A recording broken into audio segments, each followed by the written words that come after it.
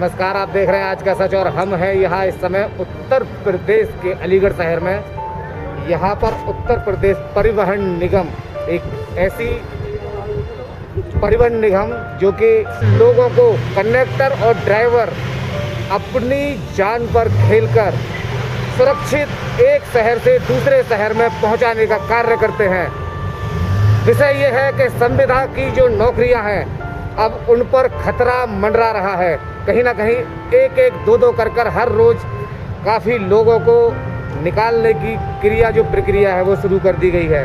ऐसा ही एक मामला हमारे सामने आया है। यहाँ काफ़ी संविदा कर्मी हैं जिनको ना तो काम दिया जा रहा है और ना ही उनको नौकरी पर कोई सुविधा मिल रही है। कोरोना की महामारी में ये संविदा कर्मी किस तरह से अपने घर का लालन पालन करेंगे, किस तरह से अपने बच्चों का पेट पालेंगे, क्या सरकार ने कभी इनकी तरफ सोचा है या कभी इनकी तरफ देखा है? नहीं। मैं पूछना चाहूँगा, यहाँ काफ़ी लोग खड़े हुए हैं। क्या नाम है आपका? क्या करते हैं आप? संविदा प्रचारक। अच्छा, क्या परेशानी है आपको यहाँ इस समय? सर सुबह से आए हुए नहीं, गाड़ी भी नहीं मिली है, अभी लौट जाएंगे वापस। तो पूरे महीने पूरी तनख्वाह मिली, आधी कभी 4,000 कभी 3,000 रुपये। अच्छा, देख रहे हैं ये इस तरह की ये स्थिति है जो यहाँ बनी हुई है। यहाँ सुबह से संविदा कर्मी आते हैं लेकिन इनको ड्यूटी पर या काम पर नहीं भेजा जाता है और ये निराश होकर अपने घर चले जाते हैं। आप सोचते हैं जब इनके बीवी बच्चे घर पर इंतजार करते हैं तो ये सोचते होंगे कि हमारे पिताजी हमारे लिए खाने के लिए कुछ लाए होंगे, लेकिन ऐसा नहीं है। कहीं ना कहीं ये दादागिरी यहाँ देखने के लिए यहाँ साफ नज़र आ रही है जो यहाँ इस समय इनके साथ हो रही है। क्या नाम है आपका? क्या हुआ है आपके साथ, क्या स्थिति है यहाँ की? गाड़ियाँ मिल रही हैं कुछ और जो जैसे जिससे गाड़ी पे है जो हमें मिल रही है और कुछ गाड़ियाँ जमा कर दी है वो भटक रहे इधर उधर। तो आप संविदा कर्मी हैं? आप संविदा कर्मी। अच्छा, कितने दिन हो गए आपको यहाँ नौकरी करते करते? 8 साल। 8 साल हो चुके हैं। 8 साल में ये स्थिति जो अब उत्पन्न हुई है क्या इससे पहले कभी नहीं थी ये। तो देख रहे हैं ये कोरोना की जो महामारी है ये इन पर एक तरह की ऐसी आफत बनकर टूटी है जो यहाँ इस समय देखने के लिए मिल रही है। और भी हमारे साथ और भी संविदा कर्मी हैं। क्या नाम है आपका? हमारा नाम दिनेश कुमार शर्मा है। दिनेश कुमार शर्मा जी, आप कहाँ के रहने वाले हैं? हम इगलास के। इगलास से आप यहाँ रोज आते हैं? हाँ, रोज आते हैं। क्या आपको रोज ड्यूटी मिल जाती है या दो बसों में भेजा जाता है? आते हैं, गाड़ी होती है तो मिल जाती है, नहीं होती नहीं मिलती है। अच्छा, ऐसी स्थिति कितनी बार हो जाती है कि जब आपको नहीं भेजा जाता है? कई बार होती है। अच्छा, फिर आप क्या निराश होकर इसी तरह से लौट जाते हैं वापस या फिर? मजबूरी है। अच्छा, देखिए ये एक ऐसा विभाग है यहाँ पर सरकारी नौकरियाँ तो हैं लेकिन संविदा कर्मी जो हैं उनके लिए एक बहुत बड़ी आफत बन गई है। कहा जाता है कि इनसे जब संविदा की नौकरी जब ज्वाइन की जाती है तो इनसे कुछ सिक्योरिटी जमा की जाती है। वो जब जमा की जाती है, क्या अगर आपकी नौकरी यहाँ से छूटती है तो क्या वो आपको वापस दे दी जाती है? वापस नहीं मिल जाएगी। देखिए कहीं ना कहीं। अच्छा, अब यहाँ इस समय क्या स्थिति है? अब आप प्रशासन से या सरकार से क्या चाहते हैं? प्रशासन सरकार से ये चाहते हैं हम कि जो संविदा जितने भी कर्मी हैं उनको मतलब या तो एक मतलब वो दे दिया जाए कि ये आप इतनी नौकरी में काम करोगे या नहीं करोगे, मतलब या तो आपकी स्थायी जो तनख्वाह है पर मंथ वो बांध दी जाए, वो हमें मिल जाए तो अच्छा रहेगा। अच्छा, देखिए यहाँ जो संविदा कर्मी है इनका ये कहना है और ये बात सच भी है क्योंकि कोरोना की जो महामारी है इसमें हर व्यक्ति परेशान है। सरकार को कहीं ना कहीं इनकी मंथली इनकम बांध देनी चाहिए, चाहे वो कुछ भी धनराशि हो वो यहाँ देने की क्रिया प्रक्रिया शुरू कर देनी चाहिए। अगर ऐसा ही रहा तो ये कब तक इस तरह से यहाँ आते रहेंगे और अपने बच्चों को धोखे में रखते रहेंगे। सर, क्या नाम है आपका? Dinesh Kumar Sharma, station in charge. ठीक है। अच्छा, क्या समस्या है यहाँ की जो आप अभी बता रहे थे? यात्रियों की समस्या, यात्री कम मिल रहे हैं लॉकडाउन में। लॉकडाउन की वजह से यात्री बहुत कम निकल रहे हैं और हमारे यहाँ रोडवेज को जो कर्मचारियों को तनख्वाह दी जाती है ये हमारे द्वारा खुद कमाई हुई, मतलब उसी से पैसा मिलता है। हमें सरकार द्वारा कोई अनुदान नहीं दिया जाता है। तो हमारे चालक प्रचालक विशेष मेहनत करते हैं। ऐसा कोई चालक प्रचालक नहीं है जो मेहनत न कर रहा हो। डीजल एवरेज बढ़िया लाने का प्रयास करते हैं चालक और परिचालक हर जगह से यात्री उठाने का प्रयास करते हैं और लाते हैं, इनका बिल लेके आते हैं, लेकिन लॉकडाउन पीरियड में यात्री मिल ही नहीं रहे, तो अब क्या किया जा सकता है? अच्छा, सरकार की तरफ से जो धनराशि, जो अनुदान नहीं दिया जाता है, क्या वो संविदा कर्मियों को लिए नहीं दिया जाता है या सरकारी जो कर्मचारी हैं उनके लिए नहीं दिया जाता है? किसी को लिए नहीं दिया जाता है। अच्छा, सरकारी कर्मचारियों के लिए तनख्वाह कहाँ से? ये सब अपने द्वारा जो कमाया हुआ है, जो हमारे यहाँ पैदा होता है, जो उत्पादकता होती है, उसी के आधार पर तनख्वाह मिलती है। और तनख्वाह बिना कमाई तो पैसे मिलने का मतलब ही नहीं है।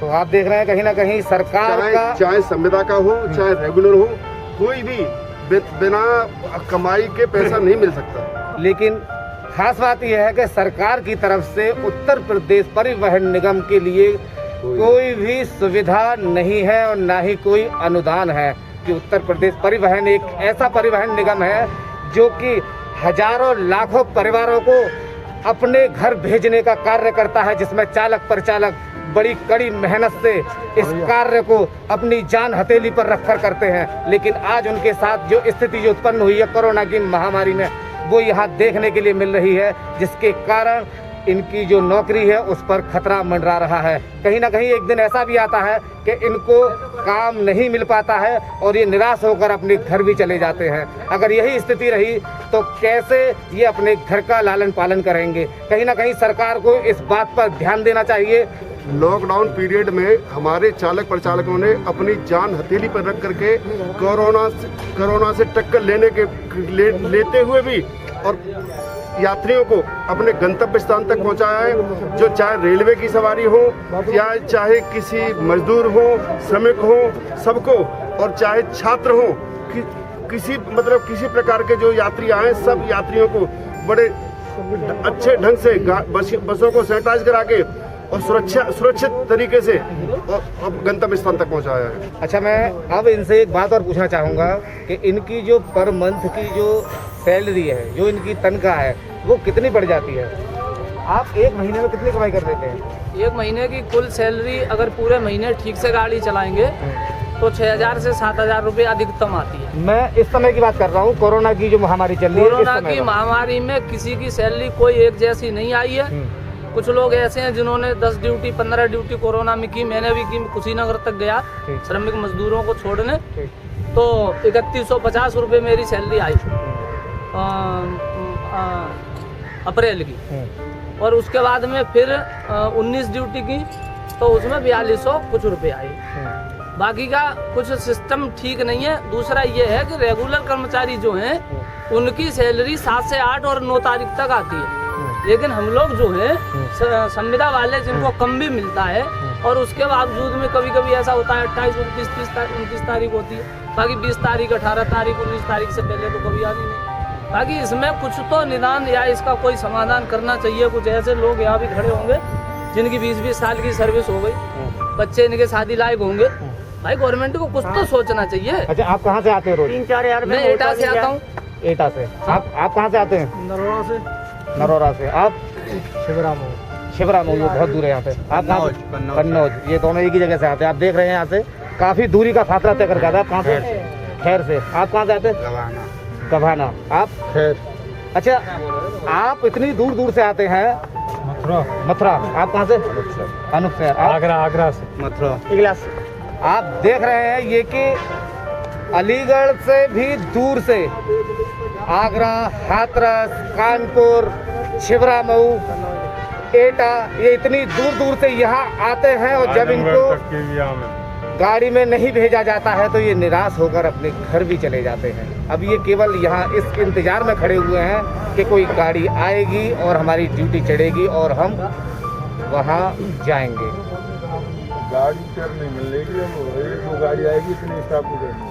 अब इनका ये कहना है कि यहाँ से जो गाड़ी जाने वाली थी वो गाड़ी चली गई है और अब कोई गाड़ी यहाँ से नहीं जाएगी और अब इनको निराश होकर अपने घर ही जाना होगा। क्या नाम है आपका? प्रमोद। क्या करते हैं आप यहाँ?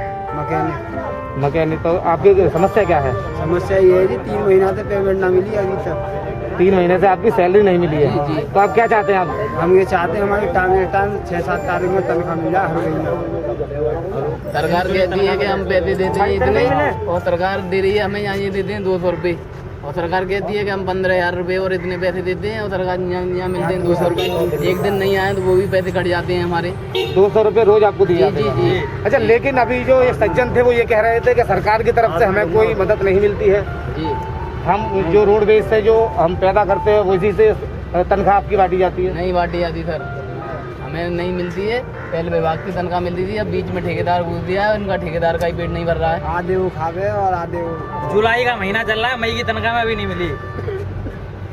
ठेकेदार का नाम क्या है? कहीं ना कहीं ये बहुत बड़ा इसमें झोल देखने के लिए मिल रहा है कि 2-2, 3-3 महीने की इनकी तनख्वाह पेंडिंग पड़ी हुई है। किस तरह से 3 महीने हुए, 3.5 खर्चा चला रहे हैं? दूसरा महीना चल रहा है। 3 महीने की तनख्वाह इनकी अभी तक नहीं मिली है, और ये इनके साथ स्थिति यहाँ पैदा हो रही है, जो कि कोरोना की जो महामारी है इसमें घर का खर्चा चलाना कितना मुश्किल हो रहा है। उस समय पर भी 3 महीने आप समझ रहे होंगे 3 महीने कितने होते हैं कि किसी के पास भी, ये वो लोग हैं जो इसी तनख्वाह से अपना घर चलाते हैं, लेकिन जब इनकी तनख्वाह नहीं मिलती है तो इनकी घर की स्थिति क्या होती होगी, ये सोचने वाली बात है।